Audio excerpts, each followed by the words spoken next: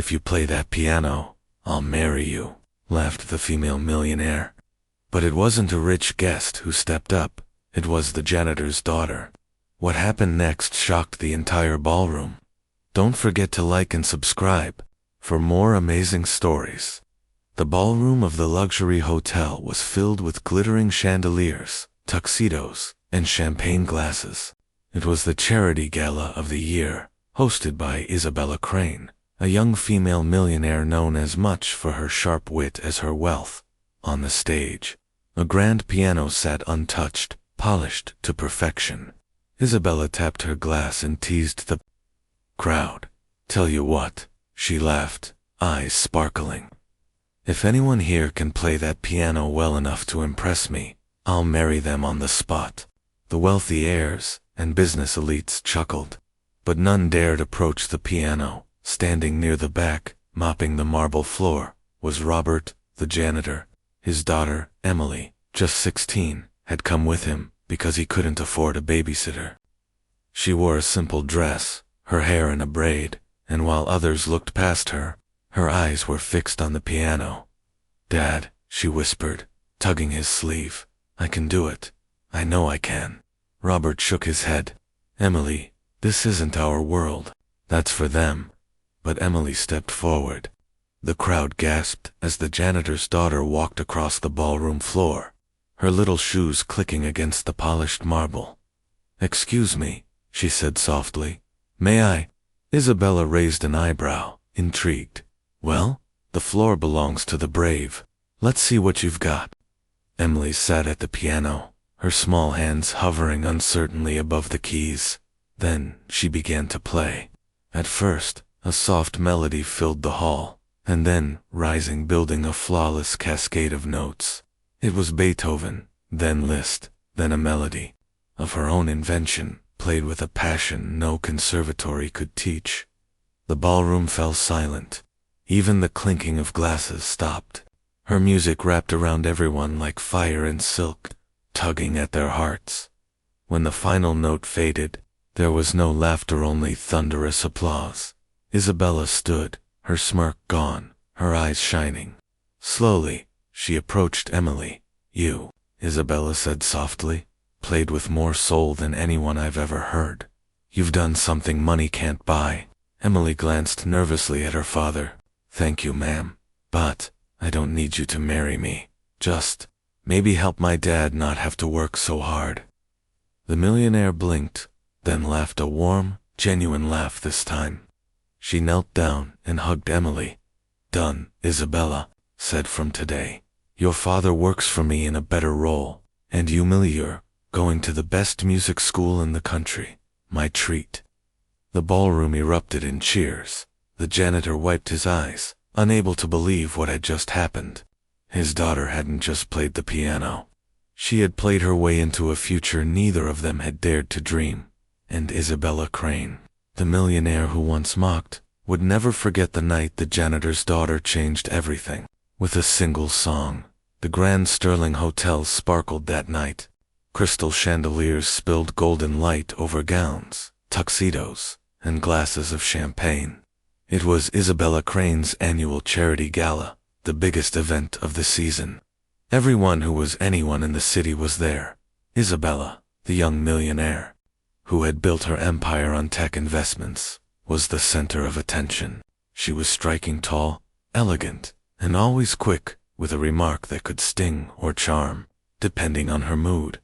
On stage sat a glossy black Steinway piano, untouched. Isabella tapped her glass with a silver spoon and smirked at her guests. "Ladies and gentlemen, I've decided to make tonight a little more interesting. That piano up there, whoever can play it well enough to impress me, I'll marry them." Laughter broke across the room. It was meant as a joke, her way of teasing the crowd. But none of the elites dared to take the challenge. They shifted awkwardly, sipping their drinks, afraid of looking foolish. Near the back of the room, a man in a faded uniform jacket continued, pushing his mop. Robert, the hotel janitor, was used to being invisible. By his side stood his 16-year-old daughter, Emily. She had begged to come with him tonight, because he couldn't afford to leave her at home. She wore a hand-me-down dress, a size 2 big, and her braid was a little uneven. Nobody noticed her except the piano. Her eyes had been fixed on it all evening. "Dad," she whispered, her voice barely audible over the laughter. "I can do it. Let me try." Robert nearly dropped his mop. "Emily, no, this isn't for us.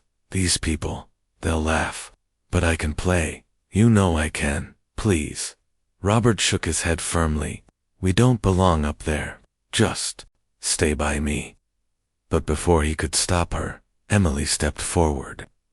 The crowd's laughter died as they watched the janitor's daughter walk across the ballroom floor. Murmurs rippled through the guests. "Who is that? Wait, isn't that Robert's kid? What's she doing?" Emily stopped at the edge of the stage and looked at Isabella directly. Her voice was small but steady. "May I try?" The room fell silent. Isabella arched a brow, amused.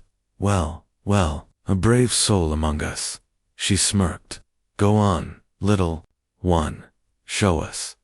Emily sat at the bench. Her hands trembled as they hovered above the keys. For a heartbeat, silence hung heavy. Then she pressed down. A soft melody bloomed from the piano, delicate as falling snow. Gasps swept the room. Her hands grew steadier, stronger, weaving notes into a tapestry that filled every corner of the ballroom. Beethoven, Chopin.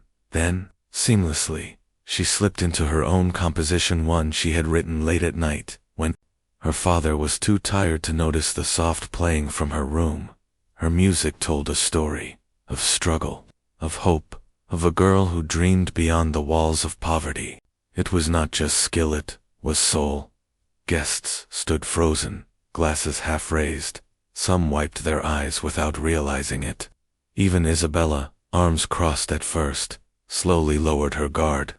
Her smirk melted into awe when Emily struck the final note. The room remained in stunned silence for a long, aching second. Then came the applause, thunderous, overwhelming, rising to the chandeliered ceiling. Isabella rose from her seat and walked to the piano. The crowd parted for her as if she were royalty. She stopped before Emily, who sat frozen, unsure if she had done something wrong. Isabella knelt, her eyes glistening. "You played with more heart than any musician I've ever heard." Emily swallowed nervously. "Thank you, ma'am. But I didn't do it for marriage." She glanced back at her father, standing at the edge of the crowd, eyes wet with tears. "I just want my dad not to work so hard anymore." The crowd gasped at her honesty. Isabella blinked, then laughed out the mocking laugh from earlier, but warm and genuine. She hugged Emily tightly. "Then it's settled," Isabella said. "From tonight, your father doesn't mop floors anymore. He'll work for me in a far better role. And you, millionaire, going to the best music school in the country. I'll make sure of it." The applause roared again. Robert could barely believe it. He rushed forward, pulling Emily into his arms. His voice cracked. "You did it, baby. Girl, you changed everything." And Isabella Crane, the woman who once tossed challenges for sport, would never forget the night the janitor's daughter answered, one with a song that changed 3 lives forever.